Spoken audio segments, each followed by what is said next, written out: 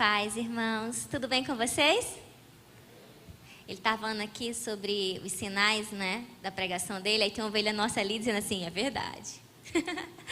Ele fala da França, fala de 17 anos e de mim na pregação. Se não tiver, não é ele pregando. Glória a Deus. Meus irmãos, eu queria começar hoje a pregação, né?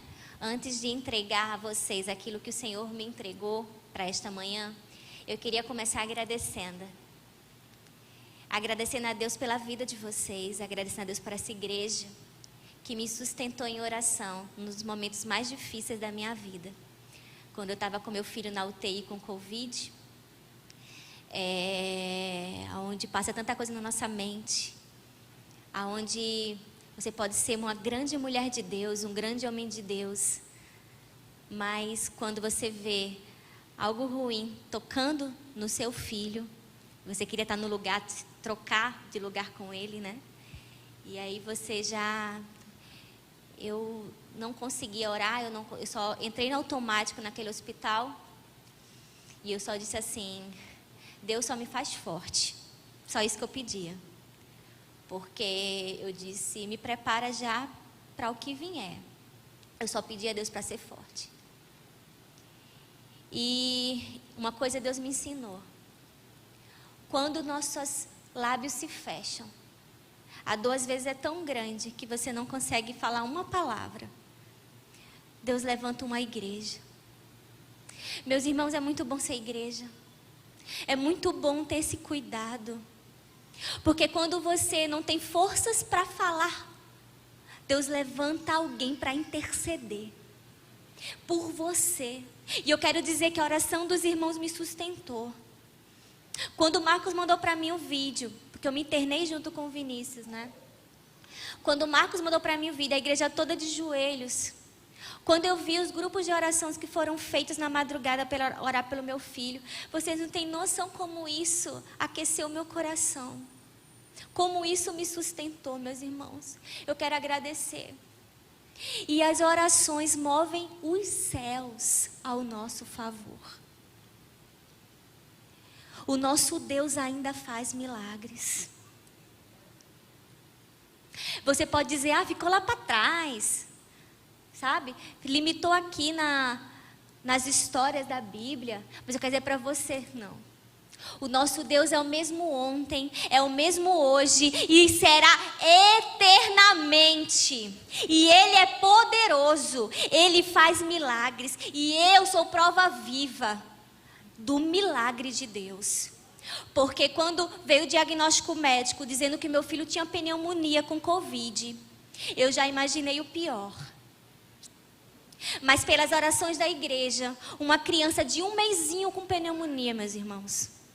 Eu já vi muita gente partindo com Covid. Pessoas muito queridas. E eu imaginei, o meu filho vai ser mais um. Eu só peço a Deus que tu me dê força. E uma criança, um diagnóstico que mais ou menos 20 dias, o mínimo para se curar de uma pneumonia, né? O meu filho passou só 2 dias no UTI. Quando foi feito um novo exame, não viram mais a pneumonia. Ele tinha sido curado completamente. E um bebê que ia passar no mínimo 20 dias no hospital, só passou 2. Meu irmão, se isso não for milagre, eu não sei o nome disso. Os médicos sempre colocam uma tentam justificar o que é injustificável. Porque é milagre. Eu vivo milagre.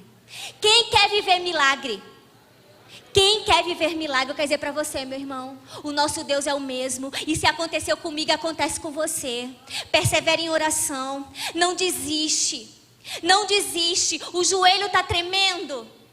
Está com calo. Já não aguenta mais. Não desiste de orar. Porque a tua bênção vai chegar. Aleluia? Aleluia. Então eu queria começar antes dizendo isso a vocês. Muito obrigada. Meu filho está bem. E eu sou coruja, tá? Ele é lindo. É uma bênção, nosso caçula. Hoje eu tenho muitas expectativas para a pregação de hoje. E as minhas expectativas, elas vão muito longe. Sabe onde é que elas chegam, meus irmãos? elas chegam no futuro.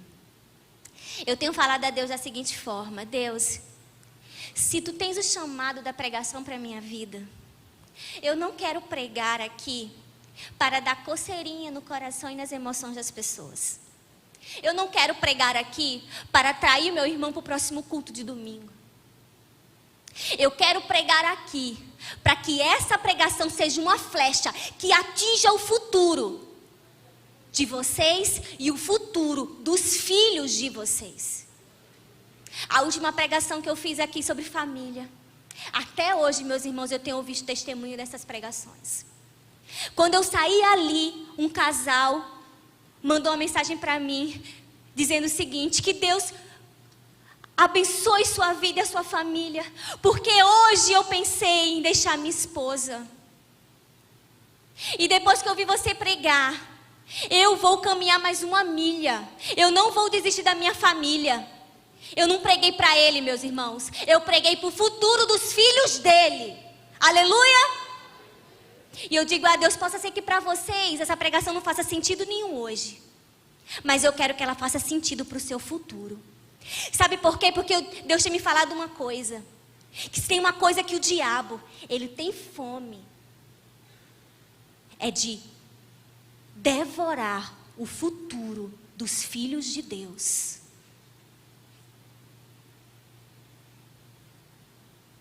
E Deus me deu essa palavra porque eu comecei a lembrar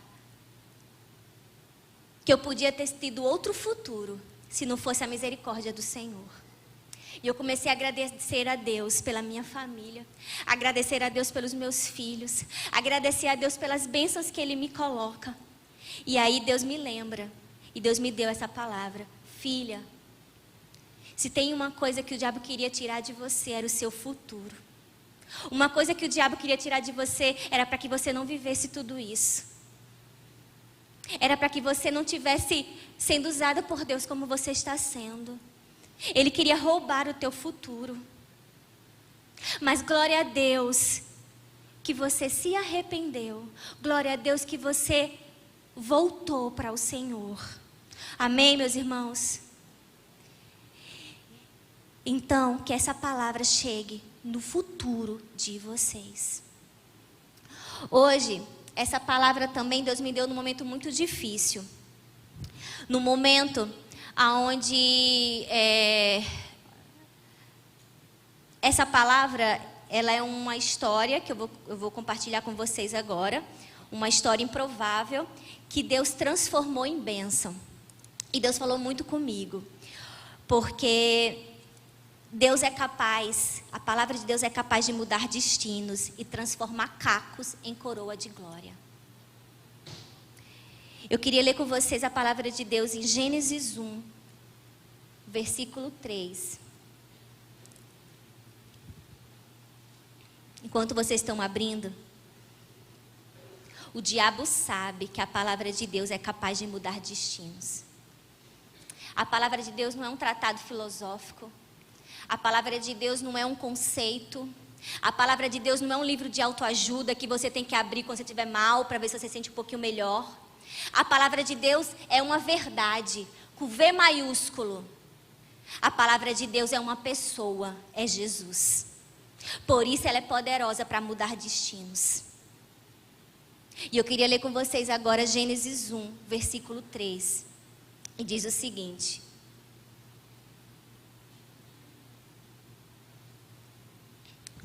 eu vou ler do 1 ao 3, tá? Livro da geração de Jesus Cristo, filho de Davi, filho de Abraão.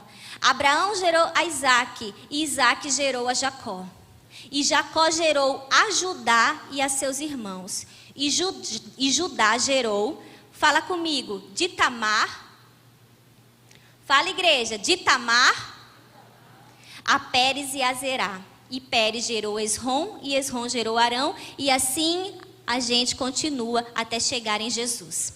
Essa é a genealogia. Mateus 1,3, eu falei o quê? Ai, desculpa, meus irmãos, Mateus... É porque Gênesis é o próximo que a gente vai... Então é Mateus, vamos lá, vamos ler de novo então? Mateus 1, do 1 ao 3. Livro da geração de Jesus Cristo, filho de Davi, filho de Abraão. Abraão gerou a Isaque, está aqui no telão. E Isaque gerou a Jacó, e Jacó gerou a Judá e a seus irmãos. E Judá gerou de Tamar a Pérez e a Zerá, e Pérez gerou a Esrom, e Esrom gerou a Arão. Essa é a genealogia de Jesus, como Mateus descreve. E você vê que começa com uma mulher. A primeira mulher aqui que aparece nessa genealogia é o nome de Tamar. E nós vamos hoje, eu queria colocar seu slide. Hoje nós vamos aprender algumas lições com essa história improvável, até moralmente inaceitável. Mas eu queria trazer algumas lições para você sobre essa história. O tema da minha pregação hoje é Judá e Tamar, nascidos para continuar de pé. Texto base, Mateus 1:3, Gênesis 38.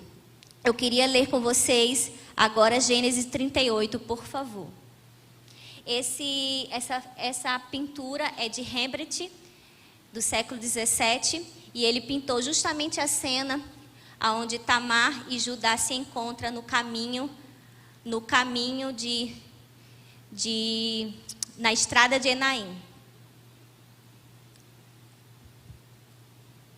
Todos abriram? Amém? Vamos ler comigo essa história? Eu preguei essa mensagem na Igreja da Barra. E eu tentando explicar toda a história, né, para o pessoal lá. Todo um cuidado de fazer detalhes para explicar. Aí no final chegou o irmão e falou: olha, Thaís, que bênção, eu estou assistindo Gênesis. Estou justamente nessa cena.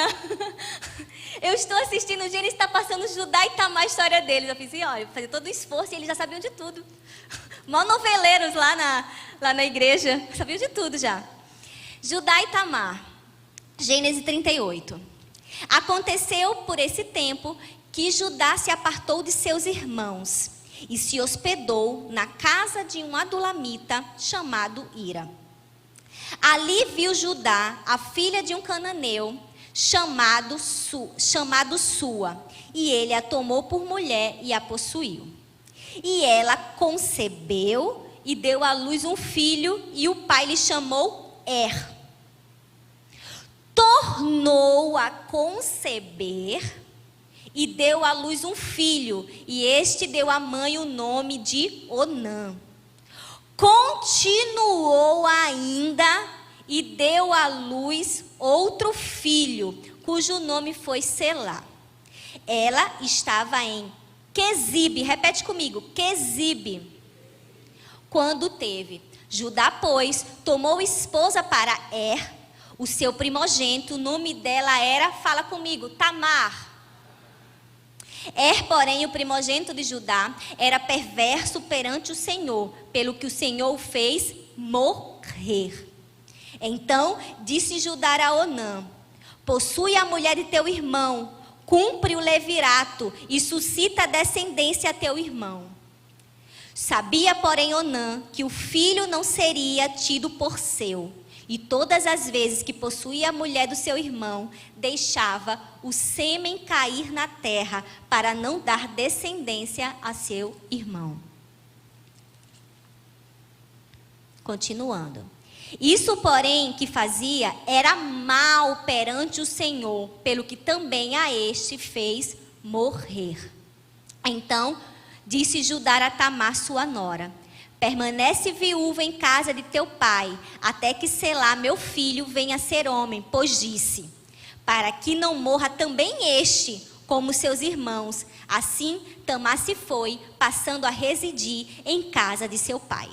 No correr do tempo, morreu a filha de Sua, mulher de Judá.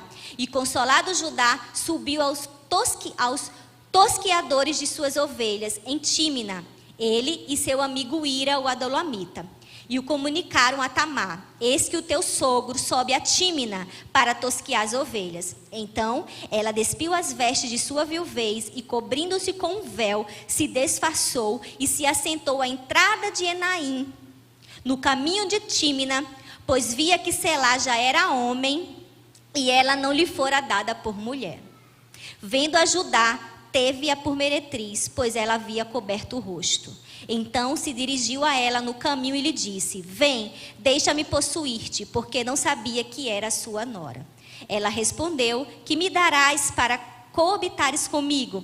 Ele respondeu: enviar-te-ei um cabrito do rebanho. Perguntou ele: dar-me-ás penhor até que mandes? Respondeu ele: que penhor te darei? Ela disse: o teu selo, o teu cordão e o teu cajado que seguras. Ele, pois,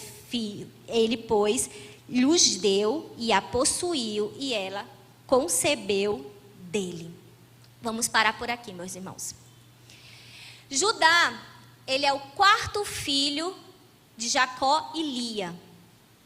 Lia, a mulher que foi dada em lugar da sua irmã Raquel. Jacó já tinha orado 7 anos para casar com Raquel. E teve uma surpresa que, quando ele viu, não era Raquel, era Lia. E aí ele teve que orar mais 7 anos para casar com Raquel. Judá é o quarto filho de Lia. Quando Judá nasceu, Lia louvou ao Senhor. Judá significa louvor. Amém? Esse personagem, ele não aparece em muitas histórias narrativas até Gênesis 38. Aparece só alguns relances. Na verdade, a primeira história narrativa começa em Gênesis 37. Gênesis 37 começa a história de José. Eu sei que muitos aqui já sabem essa história de José. A história de José começa do Gênesis 37 e vai até Gênesis 42. Depois de Gênesis 37, como caindo de paraquedas, vem Gênesis 38. E muita gente pode se perguntar: o que tem a ver essa história no meio da história de José? Nada na Bíblia é por acaso. Alguns estudiosos dizem que é colocar essa história de Judá como se fosse assim, dando uma parada na história de José. E aí encaixam a história de Judá para mostrar o paralelismo entre esses dois personagens. No Gênesis 37, a gente vê Judá combinando com seus irmãos para vender José. Antes eles tinham pensado em matar. Aí Rúben fez eles mudarem de ideia, eles colocaram José dentro de uma cisterna. Aí vem Judá, que era mau, porque só um homem mau pensa em vender o seu próprio irmão, e diz: não, vamos ganhar um dinheirinho disso, vamos vender o José. E aí vai passando uma caravana ismaelita que está vindo lá de Gileade, passa, compra José. E aí o que é interessante? Começamos a ler Gênesis 38, começa a história de Judá e Tamar. E aí em Gênesis 38, primeiro fala o seguinte: aconteceu por este tempo que Judá se apartou de seus irmãos e se hospedou na casa de um adulamita chamado Ira. Interessante desses dois personagens. José vai involuntariamente arrastado para o Egito. Judá vai por vontade. Deixa a casa dos seus pais e se junta. Vai morar com um cananeu amigo. Ira era amigo de Judá. Era um amigo. Mas esse amigo, muitos dizem que ele mesmo influenciou e muito. Ele pode ter influenciado e muito as ações de Judá. Porque é isso que acontece quando nós nos unimos a pessoas que não têm a mesma fé que a gente. Ela não vai ter palavras de vida eterna no momento que nós precisarmos das palavras. Ela não vai ter o bom conselho, não um conselho de restauração. A pessoa que não tem a mesma fé, a pessoa que não é do meu povo, sempre vai me levar num caminho de desonra. Porque não tem o mesmo Deus que eu. Cuidado com os amigos do teu filho. Cuidado. Ah, mas é um menino tão bom. Abre os olhos. Se não é da mesma fé que teu filho, abre os olhos. Porque se não tem a mesma fé, também não tem os mesmos princípios. Princípios que você criou seu filho. Esses amigos não têm. Então eles vão influenciar o seu filho a fazer coisas que não é para fazer.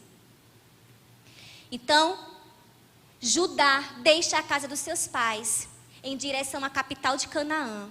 E aí, desde que ele pensou em vender seus irmãos, começa a derrocada de Judá. José foi involuntário, Judá foi porque quis. E aí a gente começa a aprender a primeira lição.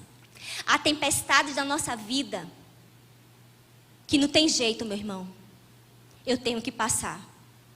Mas há tempestades na minha vida que está acontecendo porque eu busquei. Jonas, ele buscou, pela sua desobediência, ele atravessou a tempestade.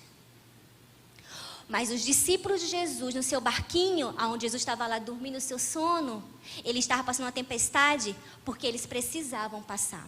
Uma tempestade involuntária. Mas Jonas não, foi por causa de desobediência. Eu quero dizer para vocês que a tempestade que você pode estar passando, possa ser, meu irmão, assim como Jó, que não pecou e que teve que passar por grande tribulação na vida dele, era de Deus passar. Você vai ter que passar. Mas existem tempestades que você buscou, que você está passando porque você se enfiou onde você não tinha que se enfiar. Você se juntou com quem não tinha que se juntar. E aí começou um caminho de desonra. A tribulação da tua vida pode ser porque você está caminhando e insiste em caminhar num caminho de desonra. Judá começou a derrocada dele quando ele decidiu caminhar num caminho de desonra. Deus tem me ensinado a seguinte coisa: a moeda do céu é a honra. Nós, como queremos comprar alguma coisa, nós mulheres gostamos de comprar coisas bonitas, a gente usa o quê? Cartão de crédito do marido?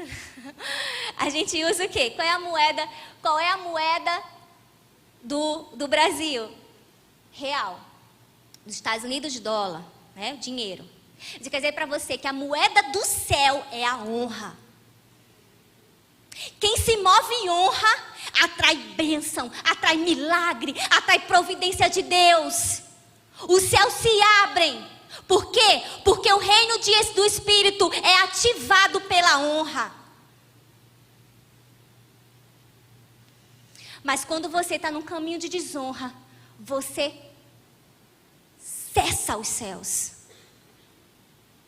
Começa um teto de bronze se fazendo em cima de você. Você se torna vulnerável ao reino do Espírito. Um errante. Você perde sua cobertura espiritual e aí você fica vulnerável aos ataques do inferno. Judá pagou um preço pelo seu caminho da desonra. Quando a gente vai continuar no texto, diz que quando ele estava lá, no canto propício, que ele estava longe da casa do seu pai, ele estava lá junto com uma adulamita, que não tinha os seus princípios, a Bíblia diz que ele viu, os olhos viram, a filha de sua, Cananeia. Quando viu, ele a possuiu. Desejo. Ele obedeceu ao seu desejo. Uma coisa que eu acho linda, meus irmãos, de Jó, que Jó 31 fala o seguinte. É Jó 31? É Jó 31. Jó 31 fala o seguinte: eu fiz aliança com os meus olhos. Por acaso eu olharia para outra mulher? Se isso acontecesse comigo, que herança eu teria do Senhor? Jó fez aliança com seus olhos, mas Judá, ele obedeceu ao desejo da sua carne. Porque quando os olhos da carne se abrem, os olhos do Espírito se fecham. E naquele momento, a derrocada da honra, o caminho da honra é traçado no caminho de Judá. E aí, não contente, ele ainda gera fruto na desonra. Desonra gera desonra e honra gera honra. Se você é alguém que tem semeado, alguém que tem agido com desonra, saiba, você vai semear frutos de desonra. Mas se você for uma pessoa que tem gerado na honra, saiba, seus frutos são de honra. Judá gerou em desonra. A Bíblia diz que ele concebeu a Er. Sabe o que significa Er? Mal, de frente para trás. Er. Aí a Bíblia continua dizendo assim, e ele voltou a conceber. E concebeu Onã. E ainda concebeu Selá. O que isso quer dizer, meu irmão? Concebeu, voltou a conceber e concebeu ainda. Sabe o que isso quer dizer, meu irmão? Desobediência reiterada. Sabe o que isso quer dizer, meu irmão? Rebeldia velada. A gente aqui que é escravo, que concebeu uma vez, que concebeu de novo e que ainda continua concebendo.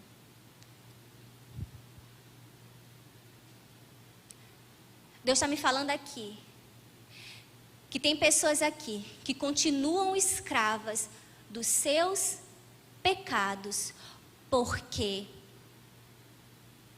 é um orgulhoso, é uma orgulhosa. O orgulho faz com que a gente não viva momentos preciosos de Deus.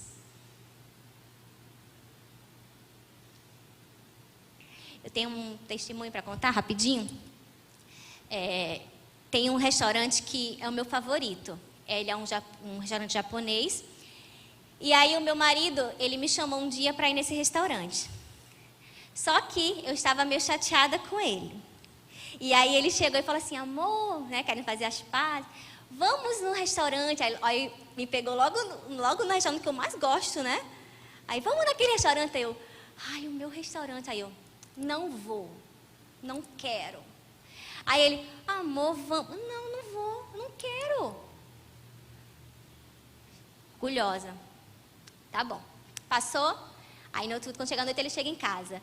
Aí eu já estava mais, né, maleada, né, eu já tinha passado a raiva, já estava assim, mas... Aí eu falei, você foi aonde? Ele fez, quando eu chamei você para ir no restaurante, eu fui lá comer. Aí eu, como é que é? Você foi sem mim? Ele, eu te chamei. Você não quis. Eu estava com vontade e eu fui. Gente, Deus me deu uma lição naquele dia. O orgulho faz assim com a gente. O orgulho faz a gente perder momentos preciosos, que não voltam nunca mais. Um dia ele vai me chamar em nome de Jesus, orar aqui pelo irmão, para ele me chamar para eu ir no restaurante de novo. Mas aquele momento eu não terei mais. Vocês estão entendendo? Deus é um Deus de misericórdia. Mas aquele momento que eu poderia ter liberado perdão, ter um momento agradável com meu marido, a gente podia conversar, eu comia a comida que eu gosto, não voltará mais. Posso até ir lá, mas não será a mesma coisa, não será aquele momento, aquele eu já perdi e não volta, porque o orgulho faz isso. Quantas mulheres perderam seus maridos por orgulho?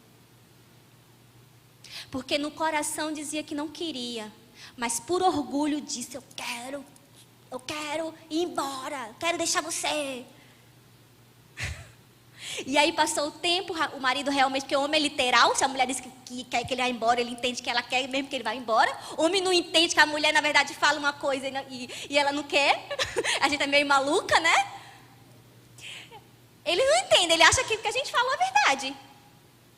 E aí eles vão embora. Quantas mulheres perderam seus maridos por causa disso? Orgulho gera desonra também. E aí concebeu, voltou a conceber e concebeu ainda, gerando frutos de desonra. Frutos de desonra. Ciclo vicioso do pecado. Judá, na primeira vez que concebeu, não bateu aquele sininho do Espírito Santo que bate na gente, sabe? Ai, estou fazendo besteira. Ai, Senhor, deixa eu voltar para a casa do meu pai. Não, ele voltou a conceber. Meus irmãos, quanta gente continua escravo do pecado e muitas vezes não volta para a casa do Pai por vergonha. Mas eu queria dizer para você que aqui não é lugar de gente perfeito, não. Aqui é lugar daqueles que foram alcançados por uma graça. E assim como Paulo diz, ela nos basta. A graça de Deus nos basta, meu irmão. Aqui não tem gente perfeita, não. Eu aprendi uma coisa com meu marido que eu não esqueço. No dia que aquela prostituta estava para receber o juízo, ela ia ser apedrejada. E aí Jesus interviu dizendo: quem não tem pecado, atire a primeira pedra. Sabe por que os mais velhos foram os primeiros a largar a pedra? Porque era o que tinham vivido mais, e eu acho que já tinham pecado mais do que os mais novos. Por isso foram os primeiros. Quando você vê um casal, 60 anos de casamento, você fala assim: nossa, quero essa bênção para mim. Vocês não têm noção quanto caminho de perdão é para chegar a esses 60 anos de casamento. Os mais velhos têm mais experiência. Já sabe que quando cair, o preço muitas vezes é doloroso. Judá, o preço foi doloroso. Era mau e o Senhor o matou. E deixou Tamar viúva. Tamar. E aí eu queria agora falar dessa personagem. Essa mulher casada com o primeiro filho de Judá. Tamar etimologicamente significa nascido para permanecer de pé. Tamar, ela deriva da palavra tamareira, que é uma palmeira. As palmeiras, vocês conhecem, são árvores muito conhecidas. Elas têm mais de 2.500 espécies diferentes. Aqui no Brasil, a gente tem o coqueiro, é uma palmeira. A gente também tem a palmeira imperial, aquela que a gente coloca para enfeitar, sabe? E no Oriente Médio, que é o contexto da Bíblia, ele é a palmeira tamareira, é característica. As tamareiras, elas nascem no deserto e elas enfrentam grande resistência do tempo. As tamareiras. Então Tamar, ela em sua, na sua essência do seu nome, é aquela que nasceu para continuar de pé. Mas agora ela está viúva. E ela não gerou filhos. E aí ela precisa, por causa da lei do levirato, que está lá em Deuteronômio 25, que era uma lei que foi imposta para proteger tanto a descendência do filho que não teve filhos, do homem que não gerou frutos, serve para proteger sua descendência, como também para proteger a viúva, porque os filhos naquele tempo eram proteção. Uma mulher que tinha filhos sabia que ela não ia ficar desprotegida. Então ela não tinha filhos. Então Levi significa cunhado. Então o cunhado tinha que assumir para o quê? Para gerar, conceber com ela para poder gerar, e os seus filhos não seriam dele, seria do quê? Do irmão que morreu, porque seriam a continuidade da geração do irmão. E aí Onã teve essa responsabilidade de pegar Tamar e fazer ela gerar. O menino bonzinho fez isso? Onã fez assim: olha, eu não concordo muito com isso não, pai. Toma Tamar, bota para o outro parente mais próximo, que podia ser um parente mais próximo. Eu não quero isso não. Ele fez isso? Fez? Quem assistiu Gênesis aí? Ele fez isso? Não. Ele abusou de Tamar. E ele dizia assim: eu não vou gerar frutos dessa mulher. Não vai ser meu, não vai ter meu nome. E ainda se eu gerar fruto nela, vai ter mais direito à herança muito maior do que a minha, porque o primogênito e os filhos, e a descendência do primogênito tinha uma parte da herança muito maior. Então eu não quero filho dessa mulher, não. Não leva meu nome. Onã teve uma grande oportunidade e nem sabe. Se ele honrasse, ele ia gerar frutos de honra. Ele nem sabia que o ventre daquela mulher é santo. Ele nem sabia que naquele ventre ia ser carregada uma linhagem real, que ia trazer a salvação do mundo. Ah, Onã, se você soubesse que a tua desonra fez você pagar um preço muito alto, porque isso desagradou a Deus. Quantas Tamais eu tenho aqui?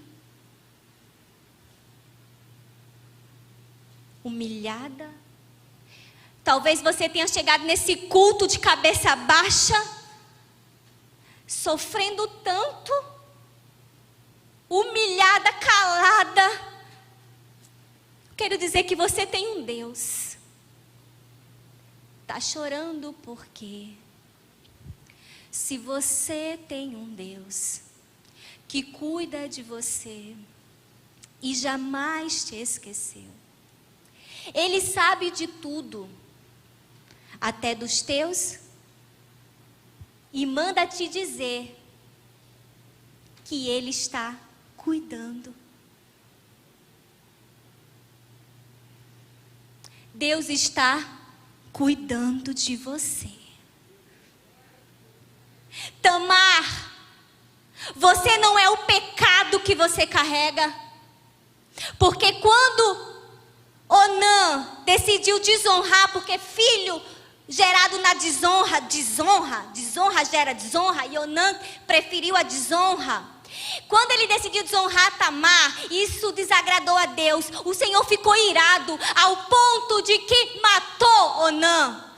Judá perdeu um filho por maldade e perdeu o outro por maldade. E esse juízo de Deus matar alguém por ser mal só tinha acontecido antes com Sodoma e Gomorra. E estava acontecendo agora com os filhos de Judá. Deus matou. E lá vai essa mulher de novo, sem filhos. Porque como eu comecei dizendo na pregação, uma das coisas que o diabo quer roubar é teu futuro. O fruto do teu ventre. Mas Deus manda dizer que vai acontecer. Eu mandou te falar que tudo vai passar. Deus mandou te dizer que vai acontecer. Deus mandou te falar que tudo vai passar. Você não é os pecados que você carrega. Judá quis colocar uma culpa em cima de Tamar e disse: a culpa é dela, ela é uma amaldiçoada. Eu não vou casar, selar com ela, o meu único filho. E aí sabe o que Judá faz? Vai para a casa dos seus pais. Mas na verdade o intento dele era deixar ela esquecida lá, porque ele disse que a culpa era dela. Logo Judá, que pensou em vender seu próprio irmão. Logo Judá, que começou um caminho de desonra, se afastando do seu pai, se juntando ao cananeu. Logo Judá, que decidiu casar com uma mulher que não era da sua parentela, repetindo os mesmos erros do seu tio Esaú, que foi tanto desgosto e amargura de espírito para Isaac e Rebeca. Logo Judá, que gerou filho na desonra, vem dizer que a culpa é de Tamar. Tanta coisa aconteceu para ele se arrepender, mas ele não se arrependeu. E só continuou o caminho de desonra. Mas Tamar querem que você leve essa culpa, que você ande com ela aqui, ó, cabeça baixa. Mas você é Tamar, você nasceu para estar de pé. Você pode estar sim humilhada, mas você é Tamar, você nasceu para ficar de pé. Tá doendo, eu não estou conseguindo, mas você é Tamar, você nasceu para ficar de pé. Deixa eu falar uma coisa para você da palmeira, meus irmãos. E eu queria que Caleb já colocasse a foto. Teve uma tempestade em 2004 na Indonésia que devastou tudo. Olha para essa foto. A única coisa que ficou de pé.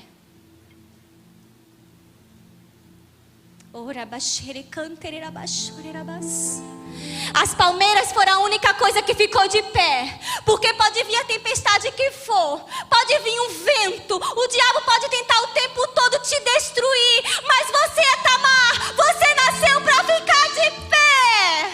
Aleluia. Ora bechere cantere rabachore rabachore. Sabe quem você é? Você é ventre santo. Há uma promessa de Deus sobre a tua vida. Pode ser que tudo esteja acontecendo que vai dizer: meu Deus, o que é isso? Eu tenho uma promessa, mas olha a minha vida hoje. Olha o que eu estou passando. Deus mandou te dizer que vai acontecer. Deus mandou te falar que tudo vai passar. Tamar, você vai gerar, Tamar. Tamar, você vai gerar, Tamar. Tamar, você vai gerar, Tamar. O teu fruto vai ser fruto de honra, Tamar. O seu fruto vai ser fruto de honra, Tamar. E aí aquela mulher esquecida tem um plano. Um plano talvez moralmente duvidoso. Vou gerar do meu sogro, porque aí eu cumpro. Eu gero descendência para o meu marido.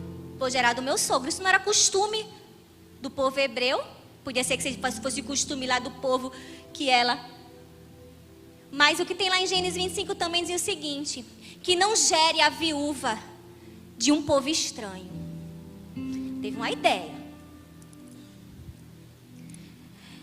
Judá passa por mais um luto, que é a morte da sua esposa. E quando se passa o tempo do luto, ele vai em direção a Tímina, que estavam se comemorando a tosquia das ovelhas. E eu quero que você saiba uma coisa, meus irmãos. Esse homem era mau. E além de mau, é prostituto. Sabe o que acontecia na tosquia? Era cultural daquele povo. Que na tosquia das ovelhas, no templo de Dagon, eles faziam sexos cultuais com as prostitutas cultuais.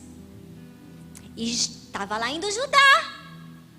Curtia a tosquia das ovelhas, se debruçando na lama que ele ainda estava. Conhecendo bem o sogro, Tamar disse: eu só preciso ficar parada.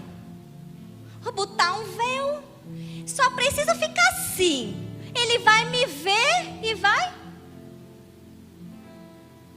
E aí ela vai no caminho de Enaim. Ela disse: eu faço isso, mas eu não faço dentro do templo de Dagon. No caminho. O templo de Dagon não é de Deus, mas o caminho é de Deus. Eu vou pelo caminho. E sabe o que significa Enaim? Caminho de Enaim foi onde ela encontra Judá. Enaim significa abertura de olhos. Eu comecei dizendo para você que quando Judá abriu os olhos para o pecado, fechou-se os olhos do Espírito. E quando encontro com Tamar, começa a subida de Judá. Porque Enaim significa abertura de olhos. Abertura de olhos. O ato redentor de Judá acontece de uma forma duvidosa, estranha. Mas eu quero dizer para você que Deus é perito em transformar os cacos em bênção. Até o pecado é usado para a glória de Deus. Aqui começa um caminho agora de arrependimento. Porque quando ele acontece realmente, né? Quando ele vê Tamar, ele concebe dela. Mas aí ela fala o seguinte para ele: olha, tem um preço, tá? Tem um preço. E aí ele fala assim: é o preço? Mas o preço é o quê? Eu posso te dar um cabrito, mas eu não tenho ele aqui. Eu posso te dar amanhã. Aí ela fez: mas eu vou ficar sem nenhuma garantia? Aí ele fala assim: e o que é que você quer? Eu quero o teu selo, eu quero o teu cordão e eu quero o teu cajado. Ele estava tão cego de desejo que ele entrega. É isso que o diabo faz quando estamos no caminho da desonra. Nós entregamos o nosso selo, nós entregamos o nosso cordão, nós entregamos o nosso cajado. Sabe o que significa selo? Selo era uma pedra assim que tinha que era esculpida, o brasão da família. Era uma identificação. Quando alguém ia comprar alguma coisa, fazer alguma coisa, aquele selo que colocava na argila assim, colocava o selo, ficava ali, aquele brasão, identificando, é como se fosse a assinatura dele, a identificação dele. Ele dá. Aquilo que te legitima, o diabo quer roubar. Aquilo que te legitima, ele quer roubar a tua identidade. Mas você é Tamar. Você nasceu para ficar de pé. Eu já falei, você não é o pecado que você carrega. Você não é aquela palavra que sua mãe falava ou seu pai falava que você não daria para nada. E aí você cresceu acreditando nisso. Você não é aquilo que os outros dizem de você. Você é aquilo que o Senhor diz. Você é Tamar. Você nasceu para ficar de pé. Você é semelhança do Altíssimo. O diabo quer roubar isso de você. O diabo quer roubar teu lenço. O lenço o pastor usava para cobrir, para se proteger do sol. Muitas vezes ele usava, quando uma ovelha chegava ferida, machucadinha, ele usava o seu lenço para tirar o sangue, né? Limpar a ovelha. O lenço, proteção, cobertura espiritual. Quando você está no caminho de desonra, é tirado de você a cobertura espiritual e você fica vulnerável, errante no reino do Espírito. Você já orou pelo seu pastor? Você tem orado pelo seu líder? Saiba que ele é cobertura espiritual na tua vida. Que quando o diabo pensa em dar uma flecha em você, primeiro vai para as costas do teu pastor. Por isso que ore por ele. Por isso que honre ele. Gere honra na tua vida.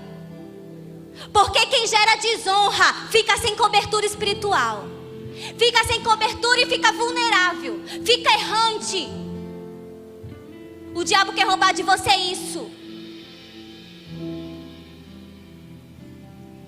E quer roubar também o teu cajado, o teu chamado.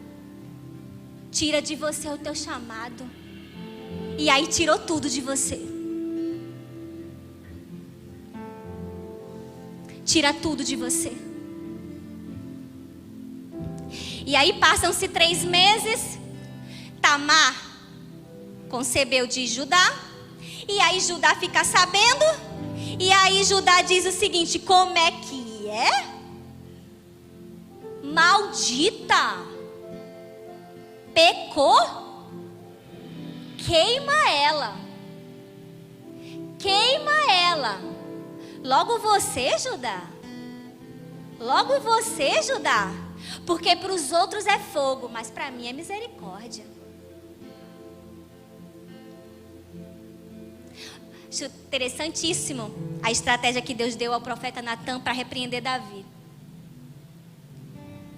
Ele diz o seguinte: rei, eu posso te contar uma historinha? Davi tinha pecado, né? Davi é um homem segundo o coração de Deus, mas Davi carregava um pecado nas suas costas. A morte de Urias, o marido de Betseba, porque ele planejou a morte de Urias para ficar com a esposa de Urias. A morte planejou a morte de Urias para ficar com Betseba, a esposa dele. E aí ele estava em pecado.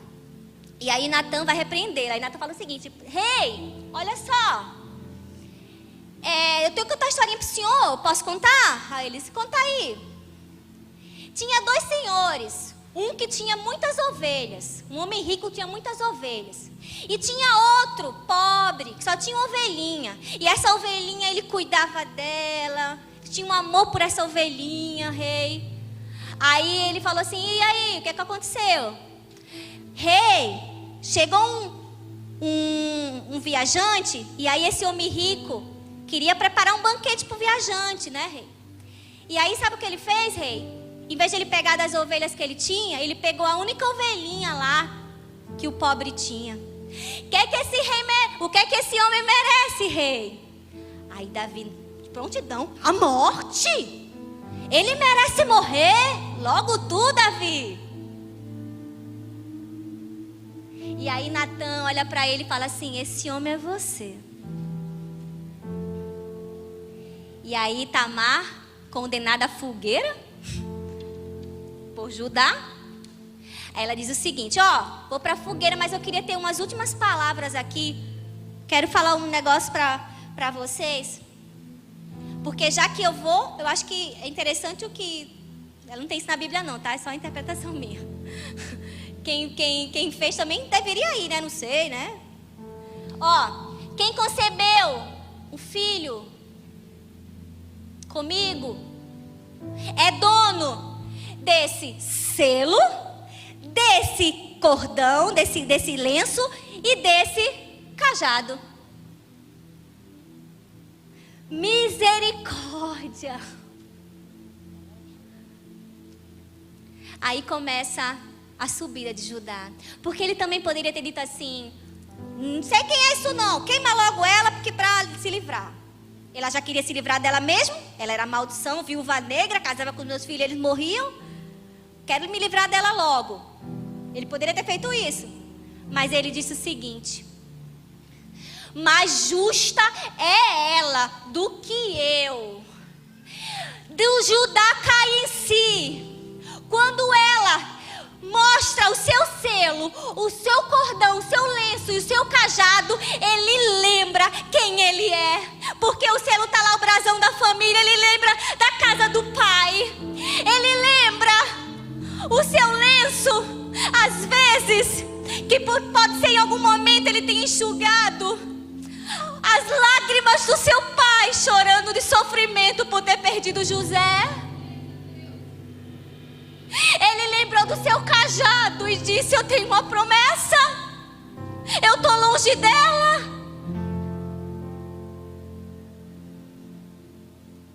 A Bíblia diz, depois que eu cheguei em casa e ler direito, que ele a tomou como, honrou, né, tomou como família e nunca mais voltou a possuí-la. Cumpriu lá a lei. A descendência do filho foi legitimada. E o filho agora, gerado de Tamar, é um filho de honra. Tamar tem Pérez e tem Zerar. E quando a gente vai agora ver o processo, o caminho de honra que Judá começa a traçar, a gente vai ver que esse personagem aparece de novo em Gênesis 42. A gente sabe que ele volta para casa, porque quando dá fome, né, em todo o mundo, só o Egito Deus fez prosperar por causa das estratégias de José. E aí os 10 filhos, tirando o Benjamim que ficou com o pai, que era o mais novo, os 10 filhos sobem ao Egito. Judá estava junto. Sabe o que é lindo? José diz o seguinte, quando eles chegam lá, porque ele não sabe que é José, né? Seguinte: eu posso dar comida a vocês, mas traz o mais novo. Ele fez: eu não posso trazer o mais novo, meu pai está sofreu muito com a perca de um filho, eu não posso trazer, só dou comida se trouxer. E aí quando ele chega para o pai e diz assim: pai, Benjamim vai ter que ir com a gente, porque lá os homens lá só liberam comida com Benjamim. Aí ele fez: meu filho não vai. E aí aquele homem mau, ele fala para o pai assim: pai, eu garanto que ele vai voltar. Eu garanto, Pai, que ele volta. Eu dou a minha palavra que ele volta. E a gente vê, no decorrer da história, que Judá diz o seguinte: se coloca no lugar do irmão. E disse: pesa a tua mão sobre mim. Porque meu pai sofreria muito se perdesse mais esse filho. O homem que pensou em vender o seu irmão agora estava se colocando no lugar do outro.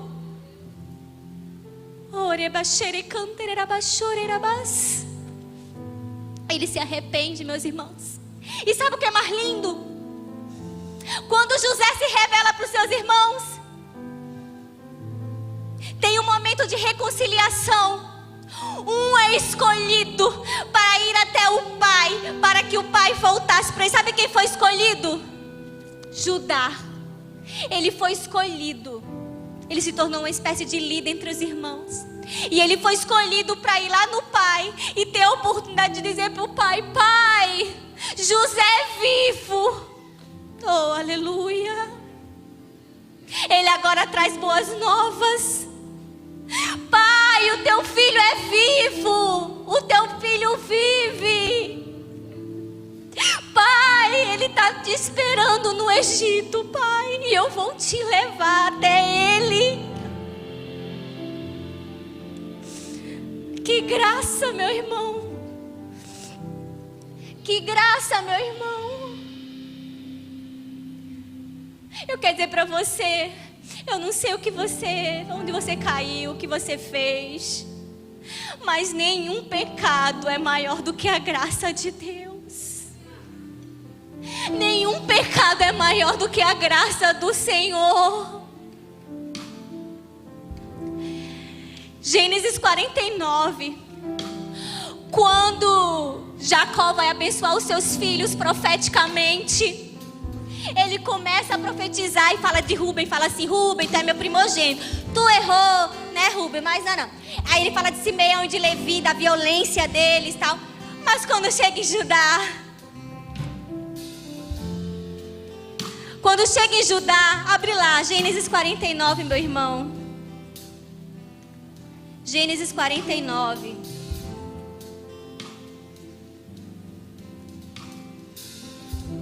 – 49:8. Quando ele chega em Judá, ele diz: Judá, teus irmãos te louvarão. A tua mão estará sobre o cerviz de teus inimigos. Os filhos de teu pai se inclinarão a ti. Judá é leãozinho, da presa subsiste, filho meu. Encurva-se e deita-se como um leão, e como leoa, quem o despertará? O cetro não se afastará de Judá, nem o bastão de entre os seus pés, até que venha Siló, e a ele obedecerão os povos. Ele amarrará o seu jumentinho à vide, e o filho da sua jumenta, a videira mais excelente. Levará suas vestes no vinho, e a sua capa em sangue de uvas. Aqui ele está falando do que viria através dele. O DNA da salvação estava na linhagem de Judá, e viria salvar o mundo através do seu sangue derramado. Os seus olhos serão cintilantes de vinho, e os dentes brancos de leite. Não é falar do pecado, esqueceu o pecado, agora é honra, porque ele se arrependeu e voltou para o Senhor. E Tamar, Ruth 4:12, eu queria fechar, pode vir, pastor? Ruth 4:12, Ruth 4, deixa eu ver só se é o 12.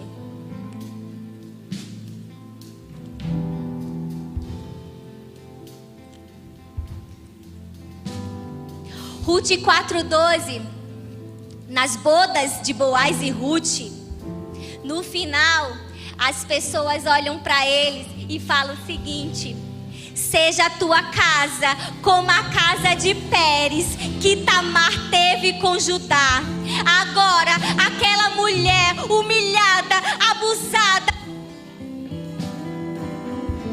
esquecida, agora é lembrada de geração em geração como bênção. Levanta a tua mão. Que a tua casa seja abençoada como a casa de Pérez, fruto gerado de Judá e de Tamar. Aleluia!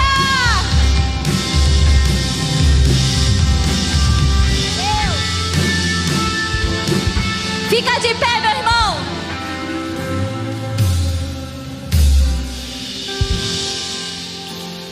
Neste momento eu quero que você, onde você está, enquanto a música estiver tocando, que você agora faça uma reflexão. Se o teu caminho tem sido de desonra, hoje é tempo de se arrepender. Isso vai servir para os teus filhos, frutos de honra. É um tempo agora de você refletir na tua vida e tempo de se arrepender. E você que se considera como Tamar, não consegue se ver como o Senhor te vê, eu queria que você viesse aqui à frente, que eu quero orar por você. Enquanto a música estiver tocando, eu quero que você tenha esse momento com Deus. É tempo de honra. É tempo de honra. Chega de desonra. Chega. É tempo de honra.